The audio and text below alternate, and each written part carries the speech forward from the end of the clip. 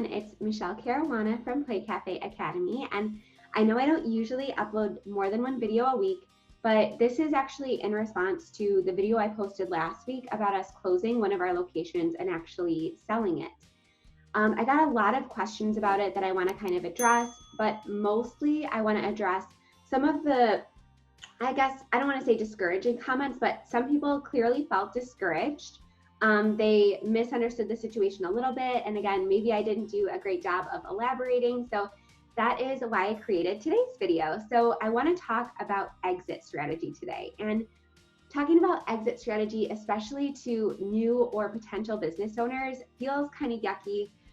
It could seem like not a super sexy topic.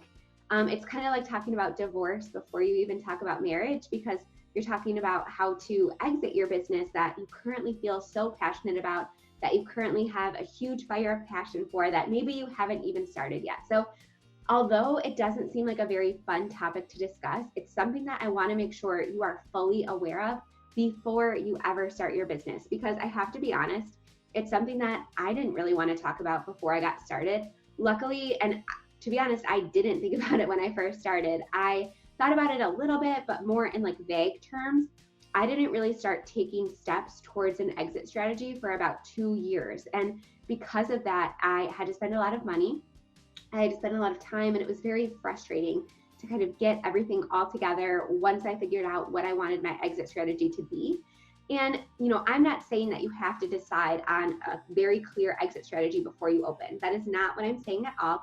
However, I do think that you need to consider your different options and start preparing for not the worst case scenario, but kind of like a most probable scenario or the most work intensive scenario, and things like that. But I want to make sure that you guys understand that leaving a business or selling a business or not re-signing a lease, it doesn't necessarily always mean negative, right? So we have actually been working towards this deal for over a year now. And honestly, we could not be more thrilled or more excited with how everything fell into place. We are so excited that we're going to be able to relocate as a family, which I mentioned in the last video.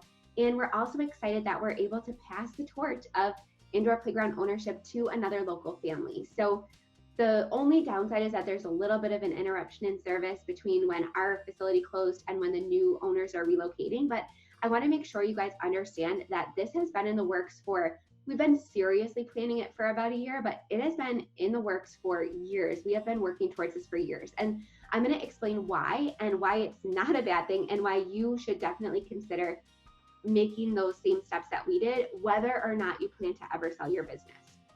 And I want to quick read you a quote that I got from the Tony Robbins website, because I very much, admire his company in terms of business strategy. So I'm just going to go ahead and read it, because again, I think there's a lot of misconceptions around selling or exiting a business. And I want to make sure you guys understand that it is not negative, that it could just mean opening a door for bigger and better things for you, your business, your family, whatever the case may be, because that is definitely what it is for us. And we're so excited. So I'm just going to go ahead and read a quote that I got from the Tony Robbins website. So it says, "Every business reaches a point in its life cycle where it's either time to move up or move out. Your business may be doing well, inspiring you to pursue even greater success by selling, buying out, maximizing shareholder value, or seeking additional investment. On the other end of the spectrum, you might be ready to let go of your business due to personal or professional reasons. Whatever your position, making an exit strategy is your lifeline for a smooth, intentional transition." And those words just really resonated with me. And I was going to paraphrase, but I really think that they said it best. It's not necessarily about preparing for doomsday or preparing for worst case scenario, because you just have to really understand that this business, especially, an indoor playground business, might not be something that you want to run forever. So for me, I mentioned this in last week's video, so I'm not going to get too much into it. I'm going to link to that video in the description if you guys want to watch the whole thing about why we decided to close the doors to one of our locations and sell the business asset so that somebody else can reopen it in the same local area. But basically, we would have had to re-sign our 5-year lease for another 5 years. And I just took a long, hard look at the season of life that I'm currently in. So my little baby, who wasn't even crawling yet when we opened our first location, he's turning 5 now and going to be in kindergarten. So he has definitely outgrown that particular location. And my other son, who wasn't even a twinkle in my eye yet when we opened our first facility, he is 3.5 now. So just looking at where I am and in my season of life and my strengths, looking at all of those different factors, because I really feel like my strength lies in education. My strength lies in business strategy. I have a master's degree in economics, helping business owners scale and really set up businesses for long-term success and a possible sale. That is my strength. That is what I want to spend my time doing. So again, I had to make a decision based on a combination of all of those factors. Do I really want to do this for the physical location aspect for another 5 years? Do I want more flexibility? Do I want to be able to move if I want to? Because both of my kids are pretty much outgrown that particular space. So for me personally, I was ready to pass the torch onto another local family so that they can create the same amazing, wonderful memories, the same sustainable income that I was able to create for 5 years with my indoor playground business. So again, I was very, very ready to pass the torch. I'm not saying that that is what everybody should do, but again, I am so at peace and so happy with my decision, and I just can't wait to continue helping other entrepreneurs pursue their dream, because again, the past 5 years were definitely the best of my life. I am going to look back on them, and my kids I know are going to look back on them, and they're going to see all the birthday parties we had. They're going to see all the memories we made together, and this is going to be a time that we always look back on fondly. But again, as enjoyable as it was for 5 amazing years, we were ready to move on to the next chapter, travel more, have more flexibility. Again, we're relocating, so we're moving a couple hours away to be closer to family. So for us, it just made both professional and personal sense to pass the torch on. So when you're signing a lease, and again, in this video, I'm speaking to small local businesses specifically. So there's not really often shareholders, there's not like buyout options, anything like that typically. So I'm speaking specifically for small local businesses here, but typically when you sign a lease, and commercial leases usually start at 5 years, go up to 20 years. So when you sign a lease, generally one of 4 things are going to happen. Number one, and again, you don't have to decide on any of these ahead of time, but you have to be aware that they're all potential scenarios. So number one, you could continue operating the business indefinitely. So I'm talking like 20 plus years, and you could end up handing it down to your children. So a lot of people go into business hoping for that scenario. I knew going in that that wasn't me. I knew that eventually we'd want to move to be closer to family. I knew eventually that I wouldn't want to be tied to a physical location. This was always the plan for us. But again, that's not necessarily saying that that is the right way or the only way. If you plan to keep this business in your family's name for generations to come, that is absolutely fine. But I still think that you should be aware of and prepare for the other scenarios. So option number 2 is you could sell to a friendly buyer. So it's not like a hostile takeover situation or anything like that. You're selling to a friendly buyer, which is what we ended up doing. Number 3, you could choose to just close your doors at the end of the lease and walk away. So you're not breaking your lease. You're not you don't have debt or anything like that. You're just kind of saying, you know what, I'm done after 5, 10 years, however long your lease term is, and you just decide to walk away. And again, there's no shame in that whatsoever. And then number 4, which is kind of like the worst case scenario, you could be forced to liquidate or declare bankruptcy and basically go out of business. And that could potentially entail breaking your lease. But even if you reach the end of your lease term, if you have a lot of debt and you're not able to pay it back, then you're likely going to have to liquidate, and it's going to be very difficult to make any sort of money from the closure of your business. So again, I want you to be aware of all 4 of these scenarios. And most people, I would say, go into it planning on number 1. But to me, if you are being smart, I really want you to pretty much operate as if you were going to sell it. And I'm going to talk a little bit about that and about our personal process of this. But I just want to say again that you never know what's going to happen, right? So I went into this knowing that I eventually wanted to sell. I, operated with that mindset for years ahead of our sale. But again, you never know what's going to happen. You never know if your family is going to expand. You never know if you're going to have a family member or even yourself fall ill. You never know if, your spouse or someone is going to get a job that takes you away. You never know, you could have a, child with special needs. anything could happen over the course of your lease. So again, even if you start this business with every intention of owning it indefinitely for generations to come, stuff happens, right? And you need to be able to be prepared for it. And again, the hypothetical milk truck. So if you don't know what that means, as an owner, you could potentially just be gone one day. You could fall ill, you could have a terrible accident, you could become incapacitated in some situation, and your family is going to need to either liquidate your business, or hopefully, if you prepare enough and you face this worst case scenario, they're going to be able to sell it and actually get income and assets from that sale. So again, regardless of what your plan is, I would definitely proceed from the beginning as if you're going to sell to a friendly buyer, because it's just going to open more doors for you and it's going to leave you with more opportunity regardless of what happens throughout the lease. And if you do decide to just operate your business indefinitely, at least you have the peace of mind knowing that if, again, the hypothetical milk truck were to strike, or if something were to happen, at least you can sleep knowing that you will be able to sell your business if, something happens, a crisis, an illness, an injury, a pregnancy. No matter what happens, you can sleep at night knowing that at the drop of the hat, you could probably sell your business pretty easily with minimal effort.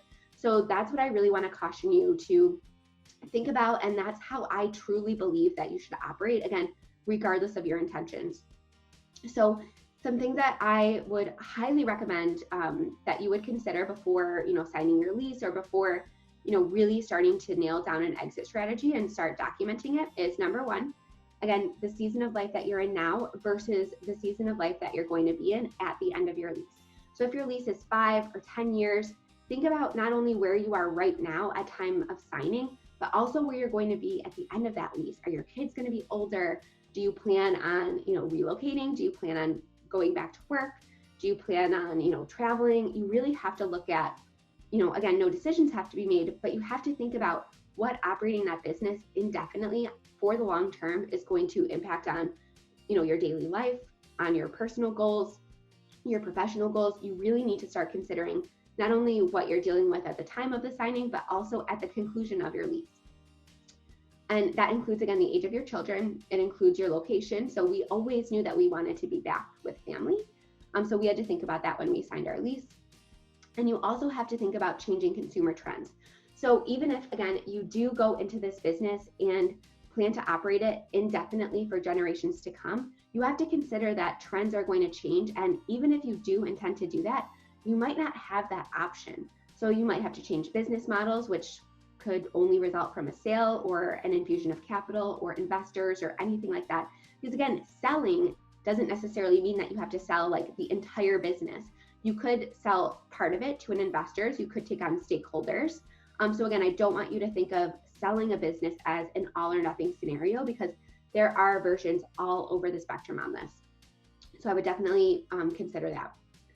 Another thing that I want you to consider is, just going back real quick to those changing customer trends, indoor play spaces might not be a thing in 5 years, right? They're very, very trendy right now. A lot of people frequent them, but that doesn't necessarily mean that it's going to be, around 5 or 10 years from now. At the time of this recording, we're going through the coronavirus panic, and there's also the flu epidemic and things like that. And if these types of illnesses and widespread panic become a lot more common and, really grip people with fear, indoor play spaces and places where, small children congregate and spread germs might not be a thing in 5 years. So again, even if you plan on operating this business, you have to understand that consumer trends could change, and you might be forced to either sell or take on stakeholders in order to continue your business and change your business model, whatever you need to do.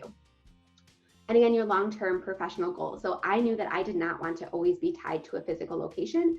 I knew that I wanted to take my business online, and I am so thankful that I set my physical location up to be able to do that. And it was very, very seamless. So I, again, highly recommend considering that scenario at least. And again, I also want to mention, even if you have one scenario in mind, it's best to think about all of them. And in my personal opinion, and my lawyer will agree with this, is to just prepare for a sale. Because again, you'll sleep better at night knowing that at the drop of a hat, you could walk away if you need to for whatever personal or professional reasons you need to. And So I want to give you 6 quick tips on how to prepare your business for a sale. And if you guys have any questions, feel free to comment, or if you want further explanation about any of these, it is absolutely inside Play Cafe Academy. I have a bunch of lessons on all of these tips on how to really document your processes and make sure that your business can run without you. So number 1, get help with bookkeeping immediately. Don't expect to do it yourself if you ever plan on selling, and really dig into your financial reports. So make sure you're doing profit and loss statements, make sure you're continually, which kind of goes into my second point, is not only make sure that you're digging into your financial reports and that you're actually creating your financial reports, because any investors or potential owners are going to want to see these going years and years back. And it is much easier to just do it from the beginning than to have to go back and create these financial reports based on incomplete data and, piecemealed reports and things like that from years past. So it's much easier to just do this from the beginning, and it's going to be a lot cheaper because again, it's going to take an accountant a lot more time to go back and piece together all of your finances and create these reports. And the information might not even be available, depending on how long your banks or credit cards keep data. So just do it from the beginning, get bookkeeping help. We just had a guest expert inside Playmaker Society provide some bookkeeping tips, but I just would recommend not trying to keep this in-house, not trying to do it yourself if selling or taking on investors is anywhere on your horizon. So get help. And then that goes into point number 2, which is keep an up-to-date value of your assets. So if you have large equipment, if you have a building that you mortgaged or a building that you built, make sure that you're continually getting it evaluated and keep an up-to-date valuation on that, because that is going to be one of the first questions that a broker or anyone you hire to value your business is going to ask. What assets do you have? How much are they depreciated? And things like that. So make sure you're continually having someone evaluate your assets, because taxes could change, the value of land could change, anything could change. Equipment could depreciate. So just make sure you have somebody looking at that and keeping all of those numbers completely up to date. My third point is keep specific documentation in order to continue your operations in event of a sale. So again, I talk about this a lot in Play Cafe Academy, but you should be documenting every single one of your processes, hopefully via video, as much as you can, so that should somebody step into your business tomorrow, it could keep running without a hitch. Because one of the first things that a new potential owner is going to ask is, how turnkey is this business? How easily could somebody step in as the owner or the supervisor or a manager and just continue to run the business without any sort of service interruption for either customers or staff? So you want to make sure that your business is as turnkey as possible. I love the book Clockwork by Mike Michalowicz. I'll link to it in the description of this video, but I use the practices in that book to a T to make sure that my business can run without me. Now, it doesn't necessarily mean that I'm completely uninvolved, but it means that should the hypothetical milk truck hit, or I just decide to step away or sell or anything like that, I know that somebody can just step right into my role and assume it without any sort of service interruption for either my customers or my staff. So we wouldn't have to cancel anything. Nobody would, have subpar service. We wouldn't have to, retrain employees, anything like that. And everything would just go off without a hitch. So I highly recommend picking up that book. It's going to give you some great actionable tips for how to prepare your business for either a sale or a hypothetical milk truck. Now, the next thing I want to mention is to create a plan to pay off all of your debt. So if you took out loans, if you took out, personal loans, if anything like that, make sure you have a plan to pay them back and pay them back as soon as possible. So we actually didn't pay ourselves as much as we could have in those first couple of years because we prioritized paying off our debt. Because again, I went into this knowing that I wanted to sell at the end of our lease or maybe even sooner. So I went into this saying, okay, how can we pay these loans back as quickly as possible? And a big mistake that I see owners make is they're signing up for like 30-year loans, yet their lease is only 5 years. So they could potentially be personally tied to these loans because, again, not every loan is under the business name. It could be under your name. It could be tied to your house or your property or anything like that. So make sure that you're getting your loan terms as close to your lease or as close to how long you plan to operate your business as possible so that you're not stuck with a loan after the conclusion of your business or after you decide to sell your business. So we made a plan to pay off our debt. And again, we had a financial advisor help us with this. So I highly recommend getting help in this regard if you do plan to sell. But we made a very specific plan to not only pay off our debt, but also start paying ourselves at the conclusion of that. Because another thing that a potential owner is going to want to see is, how much can I make as the owner? How much can I make as a stakeholder? And if you have a very specific debt repayment plan and an owner compensation plan, it's going to give them a lot more clarity, and it's going to be able, you're going to be able to price your business a lot higher if you have all of that proven and documented, and even better points if you've already executed it and have that owner compensation plan into place. Because while vision and possibility and potential are great for potential owners, they also want to know what their immediate payoff is going to be if they decide to invest or purchase this business.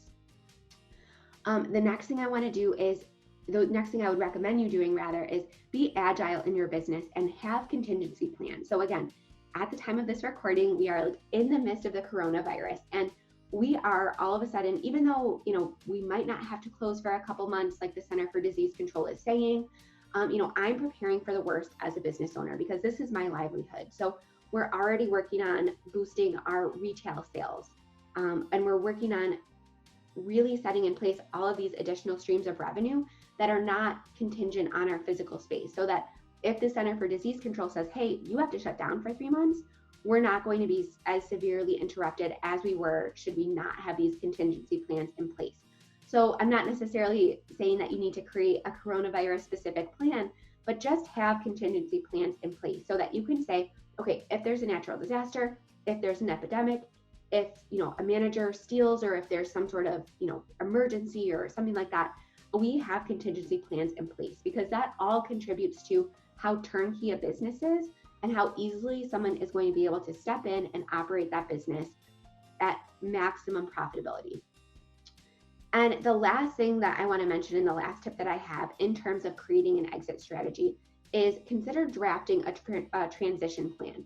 So having it documented, what your role is going to be, because that's going to be another thing that potential owner is going to want to see. They're going to want to see how involved you plan on being, or your manager or supervisor plans on being throughout the transition. If you were to get an investor or a business partner or sell the business, they want to know what your role is going to be, what your employee's role is going to be. So are the employees going to stay with the business? Are they going to have to hire a new team? And basically how long it's going to take, what steps they need to take. So do they need to transfer all the accounts to their name? Do they need to go through a training process?